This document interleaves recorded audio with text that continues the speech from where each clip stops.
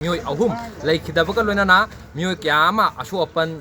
nangbadagi Phibam Luri Lairi aduga makhatana hairiba irang asi thokjingaida central state government na irang adu lakshanaba haibadi honabagi mahuta general Mioi sing culprit terrorist sing adu phabagi mahuta miyam do onchallaga asumba thongo si chathrak maram na hena irang chawthurpa yabi othokpa leibada natana aina hujik leijeriba mafam asi Bishnupur district ki manung chana lairiba Trong Laubi maning laikai dani hariba mafam asida leiba mama macha haitare agang aniga mama ga puna tumingai matamda khanghaudana ngasi ahing nongaida terrorist singna terror attack chatharakpada pigliba mama ga thagonaraga tumiba kaisu khangjadraba innocent child angang ani hatok pikre aduga mama dana sining chita hujiksi leidi haibatare aduna maduna thorpa irang aduna maram oraga akoi hujikse tonga mafam singda khochhauna myana mafam asida la aga hariba Trong Laubi maningi nakanda lairiba chingi sarukta lairiba kayaba gido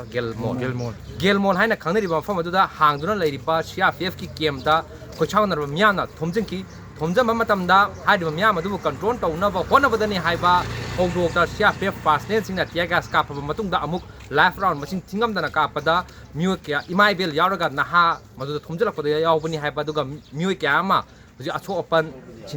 koigi Phibam Luri sokpagi thodok leide madu satana hojik pawada chapchana phanglaba pawda sport game manung maktada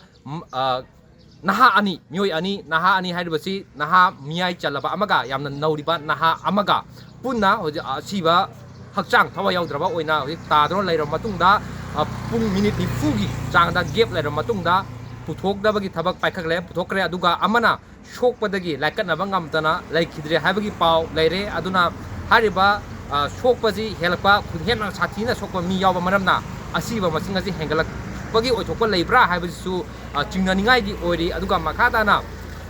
hauji amongtang hana nisingjabrada Mioi ahum Leikhidre loinana Mioi kyama Asokpan nangbadagi Phibam Luri lairi aduga makhatana hariba irang asi thokjingaida central state government na irang adu lakshanaba haibadi honabagi mahuta general Mioi sing culprit terrorist sing adu phabagi mahuta miyam do onchallaga asumba thongo si chathrak maram na hena irang chawthurpa yabi othokpa leibada natana sakagi maiketagi kariguma action nawa tala ukhorpa ngamdragachu Manipur gi irang thorokpa irang horpa kudigi net thimbagi hainabi adu amuk hana ladana ngasi tampaki tonga district singda district manga da haitare internet mobile yauna shutdown si hujik taure haibagi taurani haibagi order lakle aduga makhatana military crackdown na chingba torokpa yabi othokpa dusu leibra haibusu yamna achoba awafam ama orale aduga hujik pawba gadi tilambiba miyam asi kaidana leiri aduga irang dumadi khara nemthakre asi ana kaya yorokpa juna tingi thodok kamana ba haibadi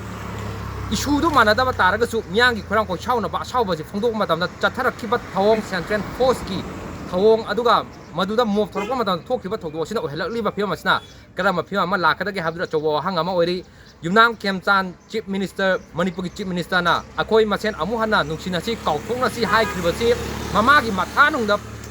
pammaga tumduna leijariba macha ani hala aba matamjam kanana karam imungna hariba nungsinaba kauthongnaba si oigadoribno adu ngasi thongdokna thongdokduga mari leinana siabe kemda thonjama matamda Mioi kyama asi ana yarobasina kanana kauthokadoribno adu madonda adungi imung manungda thobadi kauthokpa ngamgadoribra habase tonga sector right that have the koigi miyamgi maikadi ga hangnarali aduna hariba thogdosi kari phim oirakani masidagi hena sathiba phim ma lakadra habdudi koi yengba mathau tari lenga ki maikadi gi hogi phobaga na channel mi hosing phaba punmagi thong laite miyam do oina onchenduna misi mina thonmagi thogdo laire aduga hariba Trong Laubi maning asida miyam tilakpa matamda chopper right tare India gi central forces ki chopper ngai halitana paraga miyam da wakal gi oiba akiba ma pibagi thogo makoina bari sindu yena toramba yai madu ma kyam su leruna hoji pawena ri terrorist sing phabagi motam miyam oina pot naiba miyam ni pun tathaba miyam gi mot thaina bo hona bada ahen ma thong chathaba ne habsi miyam gi maikadi gi phongdro leduna makhataba lakador riba development sing adu koi puni yengina mathok tari hoji pawugi na pawdam jariba naurem tanoranjan ichel news newak Trong Laubi maning Bishnupur district Manipur